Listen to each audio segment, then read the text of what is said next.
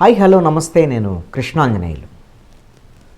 ఆంధ్రప్రదేశ్లో తెలుగుదేశం, జనసేన, బీజేపీ కూటమి ప్రభుత్వం అభివృద్ధి ఒకవైపున, సంక్షేమం ఇంకొక వైపున రెండు జోడెడ్లలాగా నడిపించాలనేటువంటి ప్రణాళికతో ముందుకెళ్తున్నాయి. గత ప్రభుత్వం వైఎస్ఆర్ కాంగ్రెస్ పార్టీ ప్రభుత్వం. ఆంధ్రప్రదేశ్లో మేము బటన్ నొక్కుతున్నాను, సంక్షేమ పథకాలు అమలు చేస్తున్నాను అని ఆయన మన ఎన్నికల సభల వరకు కూడా మేము 2,75,000 కోట్ల రూపాయలు 1,90,00,000 మందికి అందించడం జరిగిందని వాళ్ళు గొప్పగా చెప్పుకున్నటువంటి పరిస్థితి. సంక్షేమ పథకాల అమలు విషయంలో వైఎస్ఆర్ కాంగ్రెస్ పార్టీ ప్రభుత్వము ఖచ్చితంగా అన్ని వర్గాలని ఆకట్టుకునేటువంటి విధంగా సంక్షేమ పథకాలను డైరెక్ట్ డీబీటీ ద్వారాగా వాళ్ళ అకౌంట్లో వేసినటువంటి పరిస్థితి ఉంది. కానీ అభివృద్ధి కుంటుపడింది, అప్పులు ఎక్కువ చేశారు. అదేవిధంగా ఉద్యోగ ఉపాధి అవకాశాలు లేవు యువతకి, పారిశ్రామిక అభివృద్ధి లేదు, ఉన్నటువంటి పరిశ్రమలన్నీ కూడా పారిపోయేటువంటి పరిస్థితి ఉంది అని అమర్రాజా బ్యాటరీకి సంబంధించినటువంటి గుంటూరు మాజీ ఎంపీ గల్లా జయదేవి వాళ్ళకి సంబంధించినటువంటి అమర్రాజా బ్యాటరీస్ వాళ్ళ విస్తరణ ఆంధ్రప్రదేశ్ నుంచి వాళ్ళు హైదరాబాద్కి వెళ్ళిపోవటం, కొన్ని సంస్థలు ఆల్రెడీ విశాఖపట్నంలో పెట్టాలని నిర్ణయించినవి కూడా తర్వాత వెళ్ళిపోవటం, ఇవన్నీ కూడా అప్పుడు ఆ ప్రభుత్వం మీద నెగటివ్గా ప్రజలు ఎంతో కొంత వ్యతిరేకత రావడానికి ప్రధానంగా కారణమైంది వైఎస్ఆర్ కాంగ్రెస్ పార్టీకి.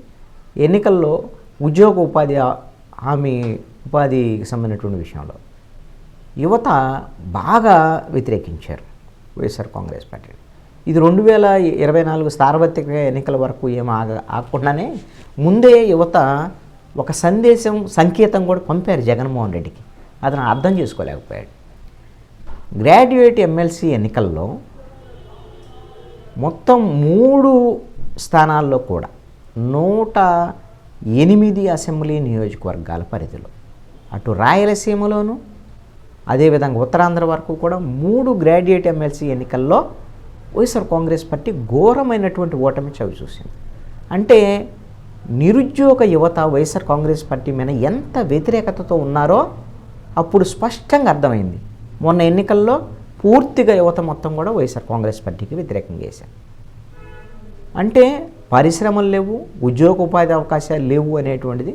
జాబ్ క్యాలెండర్ విషయంలో కూడా ప్రతి సంవత్సరము జనవరి వచ్చేసరికల్లా జాబ్ క్యాలెండర్ ఇస్తాను, జాబ్ క్యాలెండర్ ఇవ్వనటువంటి పరిస్థితి ఉంది అనేటువంటి దాని మీద కూడా వ్యతిరేకత వచ్చింది. చివరికి ఈ వ్యతిరేకత ఎంతో కొంత వస్తుందనేటువంటి దాని మీద జగన్మోహన్ రెడ్డి అర్థం చేసుకొని 2023 మార్చి 4, 5, 6 తారీఖుల్లో గ్లోబల్ ఇన్వెస్టర్ సమ్మిట్ అని పెట్టాడు విశాఖపట్నంలో.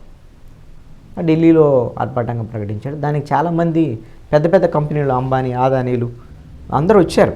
రావటం అయితే పెద్ద కంపెనీలు వచ్చి 13.5 లక్షల కోట్ల రూపాయల పెట్టుబడులు వస్తాయి అనేటువంటిది కూడా అప్పుడు వైఎస్ఆర్ కాంగ్రెస్ పార్టీ ప్రభుత్వం ప్రకటించింది. ఆ తర్వాత ఎన్నికలు జరగడానికి ఒక నీరుంది, కానీ పెద్దగా అంత గొప్పగా ఏమీ సంస్థలు,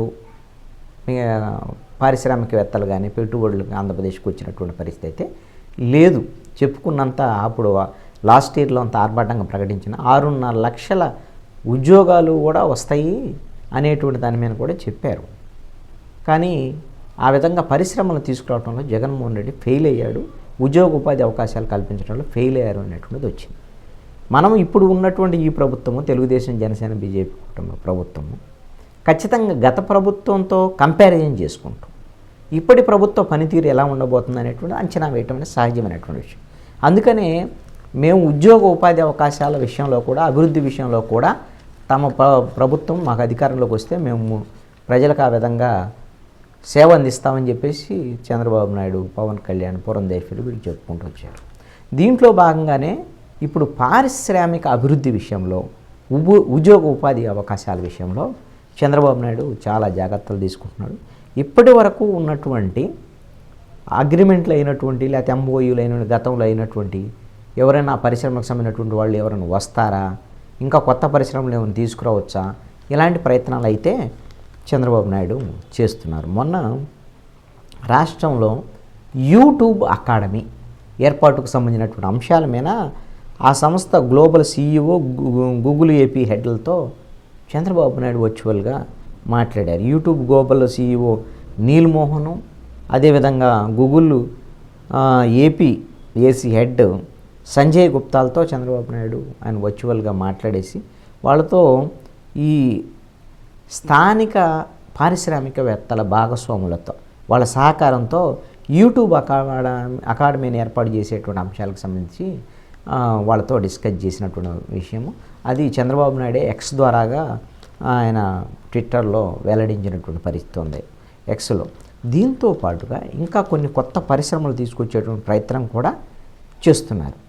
రాష్ట్రంలో కొత్తగా 12 నుంచి 14 విమానాశ్రయాలను కూడా అందుబాటులోకి తీసుకురావడానికి ప్రయత్నం జరుగుతుంది.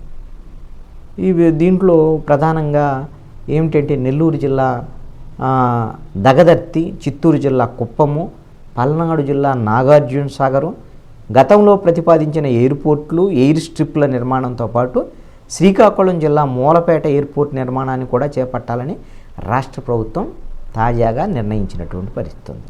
వీటితో పాటు అనంతపురం జిల్లా తాడిపత్రి, కాకినాడ జిల్లా తుని ప్రాంతంలో కూడా ఎయిర్పోర్ట్లు, ఎయిర్ స్ట్రిప్లు నిర్మించే దానికి ఉన్నటువంటి అవకాశాలు మొత్తాన్ని కూడా పరిశీలించండి అని అధికారులను ముఖ్యమంత్రి చంద్రబాబు నాయుడు ఆదేశించారు.